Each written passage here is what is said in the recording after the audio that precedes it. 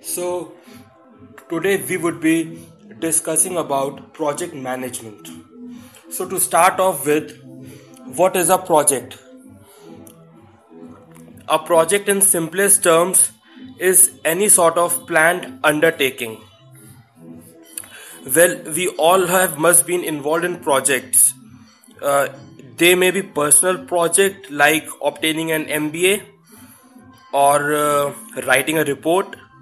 It may be an industrial project like constructing a building or a business project like introducing a new product. So, projects in general can be of any size and duration. So, some common terms uh, with which we must be acquainted. A project is any interrelated set of activities that has a definite starting and ending point and results in the accomplishment of a unique, often major identifiable goal. And project management, hence, is the planning and control of events that together comprise a project.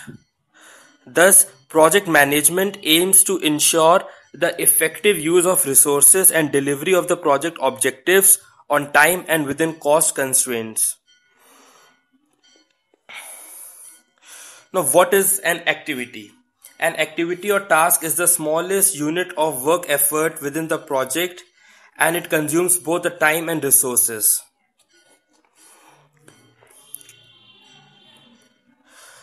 Uh, what are the attributes of a successful project manager?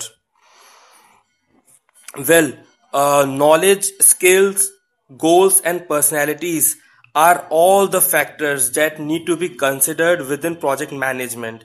Thus, the project manager and his team should collectively possess the necessary and requisite interpersonal and technical skills to facilitate control over the various activities within the project. The stages of implementation must be articulated at the project planning phase. In addition to planning, the control of the evolving project is also very important. Now, control requires adequate monitoring and feedback mechanism by which senior and project manager can compare progress against initial projections at each stage of the project. Uh, it also enables the project manager to anticipate problems and thus therefore take preemptive corrective measures for the benefit of the project overall. Also, one important factor, user consultation. User consultation is a very important factor in the success of project. And indeed, the degree of user involvement can influence the extent of support for the project or its implementation plan. That means identifying the needs of the user and trying to deliver the project according to the needs of the user.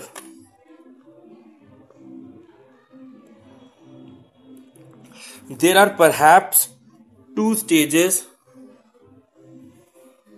which can help in ensuring that goals are properly defined and achievable. Firstly, ensuring that the client specification is clear and understandable. And second, the preparation of a project brief. The project brief should take the objectives sets out in the previous exercise and translate them into targets and goals.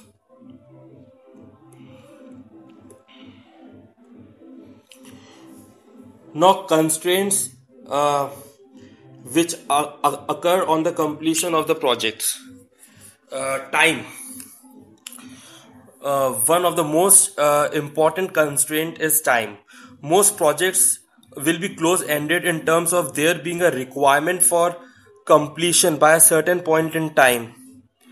So there is likely to be some relationship between the time taken for a project and its cost. Secondly, resource availability. There is likely to be a budget for the project, and this will clearly be a major constraint. Constraint may be set in a number of ways, for example, as an overall cash limit or as a detailed budget broken down over a number of expenditure headings. Quality factor, whether the project delivers the goods to the right quality. Now, there are techniques which can be used to overcome the problems referred to above. These include budgeting and the corresponding control of the project budget through budgetary control procedures, project planning and control techniques such as Gantt chart and network analysis. Now, in simplest of terms, the process of project management, it involves many stages. The first stage being the project planning. A major decision at the outset of any project is to decide upon the organization and composition of the project team.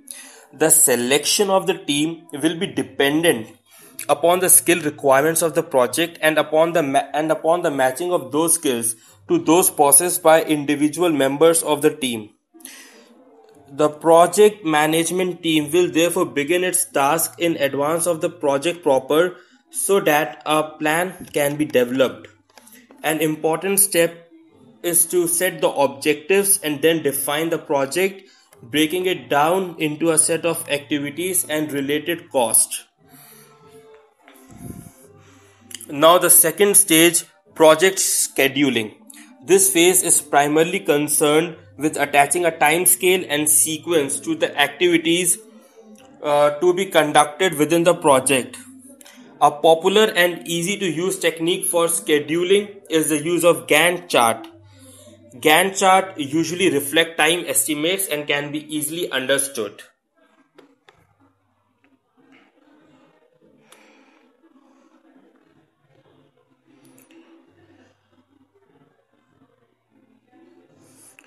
So, by now, we have completed the planning part and the scheduling part. Now, the third part would be no one more important factor where there are sub project that should be planned first and then combined to produce the overall project plan. So overall, the techniques for the successful completion of the project. Initially, we need to produce a plan for each sub project and or for the total project if there are no sub project. So the first step would be to identify major activities, that is break the work down into action of the order of 20 to 50 days of effort, ensuring that the milestones corresponding to completion of one or more of these. Then identifying and chart dependencies. Produce a network chart for the sub-project showing dependencies between the major activities and dependencies on other sub-projects or external events. Then estimating the effort and duration. And then also need to provide contingency in case of unfavorable event. Contingencies can be should be allowed both on the estimated effort and the elapsed time because of the likelihood of unforeseen work arising, the likelihood that task will take longer than expected.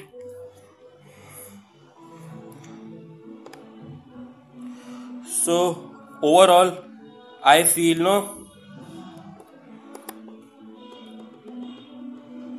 that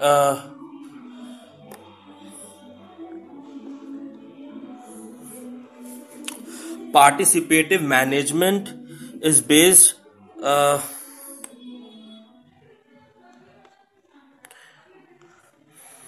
one of the more important factors is also motivation. So I feel that human motivation is generally a complex issue, and hence I feel that the managerial strategies should be such so as to encourage and motivate the employees to give their best. One of the most important techniques that is in recent use is participative. So in participative management, like our employee is given an objective, then he or she should be left to sort out the best method of achieving that objective without being told what to do by the boss. So that could bring out the best in the employee. So uh, that's it. So I think, according to me, project management is a complex issue and hence should be strategically solved. That's it. Thanks, sir.